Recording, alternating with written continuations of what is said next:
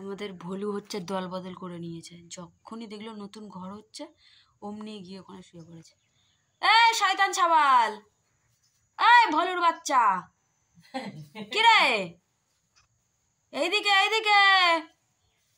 ও ভলু, কি রে দল বদল করেছিস? হ্যাঁ সাটা অ্যাটিটিউড দেখো। কি রে দল বদল করেছিস? এই ভলুর বাচ্চা দাঁড়া, মুখ ঘুরিয়ে না হচ্ছে।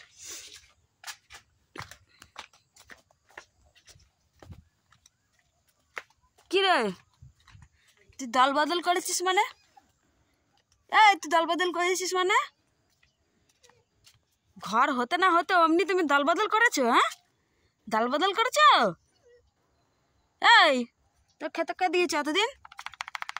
এতদিন খেতে কে দিয়েছে? দল বদল করেছিস?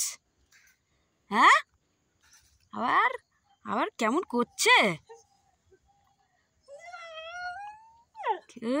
বাবারে বাবা। বলো শুভ সকাল বলে দাও, বলো গুড মর্নিং। বলে দিয়েছে, বলো গুড মর্নিং, বলে দাও গুড মর্নিং। খেতে কাজ নেই ওর, আমার সাথে ভক ভক করবে।